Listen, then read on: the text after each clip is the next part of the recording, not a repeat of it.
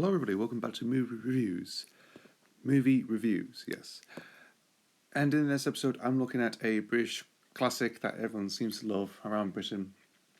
It's from 1987 and it's called Rita, Sue and Bob 2. Oh, yes. A comedy drama, mainly a raunchy comedy drama, to do with two Yorkshire girls, two schoolgirls from Bradford who basically babysit a married man and have a sort of a love triangle. So it's sort of a love triangle going on, or maybe love square. It's probably a love square, really, or it depends. It depends where this film's going. Yeah. So Rita and Bob 2. It's directed by Alan Clark, who is a sort of a famous film director. Yeah, he sadly died in 1990. He did.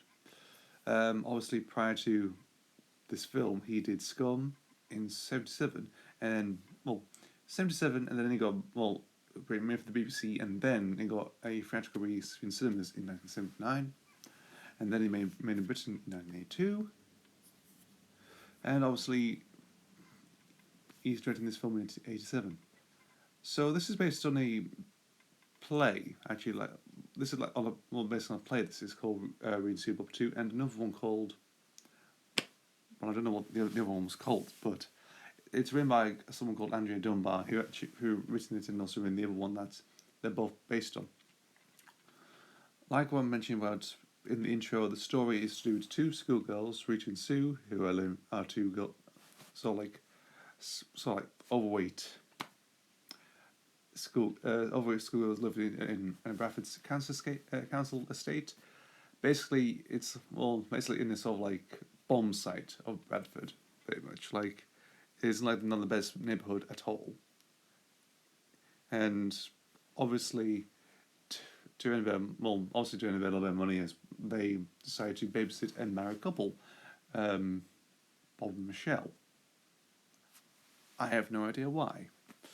It always seems quite weird, actually. You have to babysit a married couple, or what people say was to babysit Bob himself for very unknown reasons. Very unknown reasons. I think it's never explained in the movie, actually, but it's just a bit, Anyway, so they babysit him, and the girls obviously was leaving. Bob decides to take them home.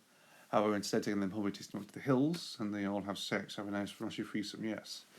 Oh, indeed. And then as the movie carries on, the girls get more interested because they want to see Bob. Bob keeps meeting them secretly, also out of school, and obviously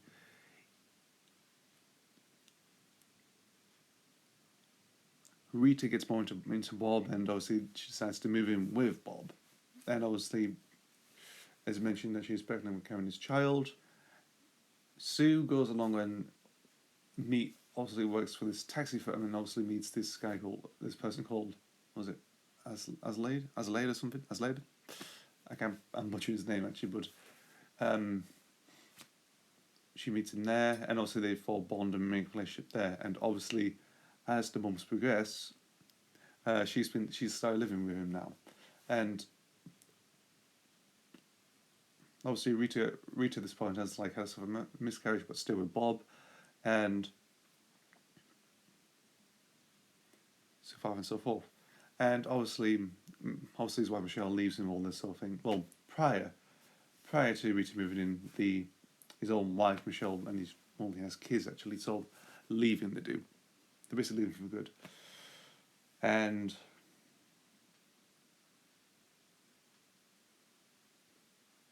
that's about it, really. And then obviously Sue moves in with Rita and Bob, and hence the title. So obviously this is a British film that is sort of very familiar among everybody in the country. Everyone seems to love this one. It's hilarious. It's a classic, and it's 30 years old. Yeah, yeah. It's its 30th anniversary. Hence why I'm doing this video for. It's part of the 80s, so it's sort of always wise to do it. This film has I remember this film has been stuck in my life for a long time, actually. The first time I ever knew about this film was actually watching it well, the first 15 minutes of it on Channel 4, and this was probably in the early mid 2000s. I remember watching it, and I can always remember the sort of 80s opening when they go into Bradford, and obviously the drunk arguments between the parents and the other locals around the council estate, and obviously they obviously were into going off to babysit Bob and Michelle. They get paid, and Bob takes them off to the hills to have sex with them, and that's about it. That's the only bit of sort of this movie at all. Obviously, revisiting this film is quite a good experience actually. I mean, we had it on DVD before in part of the Sun 18 Plus collection, which the Sun and the News of the World did. I mean, Green Suit Bob 2 was one of them. Crying Game, um, Neil John's Crying Game was one of them. Night of the Living Dead and Dawn of the Dead. The film adaptation of Jackie Collins' novel The Bitch was there, and Gangster Number One was another one. The Debt Collector, mainly film for stuff really, but and in itself it's quite good. It's been reissued a few times. It was released back on was it Virgin Video back in the day, which you can still see on a few things actually. Like I think there's the opening retail tape you can watch on YouTube. It was again released in 1998 on Film 4 conjunction with Cinema Club. Do you want to go there? I'd rather not. And then again, when Film 4 DVD came back again in the sort of red spine and also the red and white spine that they usually do on a couple of them, that was released. And then actually on Blu-ray, though it's only released on Blu-ray in the US actually, and it's been limited to about 300 copies, I think. Fair enough. So obviously, now one thing I've always puzzled me is that Michael Cameron actually scores this movie. Does he? I checked on IMDb and he actually does, and apparently he does. I think it was just for a brief moments there, like a bit of saxophone there, and maybe a few theme pieces everywhere. There's a couple of music as well, like from House of Fun by Madness. You've got was it the Gang Bang by Black Lace and fewer things there. It's like a small soundtrack. However, there is a soundtrack release of this movie somewhere. Yes, they released a soundtrack. The posters themselves are really interesting. There's a nice picture of George Costin's profile as Bob on the side, saying Green Suit Bob 2 with the tagline, Thatcher's Britain with a knickers down. That's always the line. That's the line of, well, not really, it's just like the caption of the line, the movie caption of what it is, And yeah. And obviously this themes of this movie is to do with like a lot of it's also to do with Britain in the 80s, especially the time of Bradford, because Bradford is not the best place to go, not really. I mean, if you see a depiction of it, how it's depicted now, it's quite shocking, really.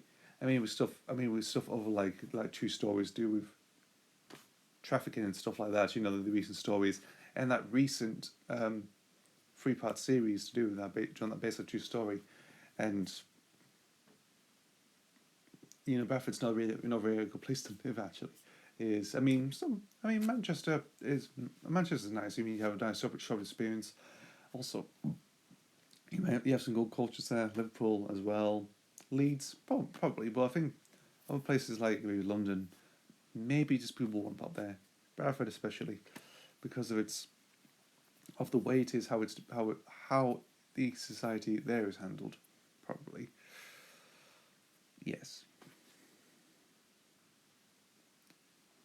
I think that's about it. How about this film?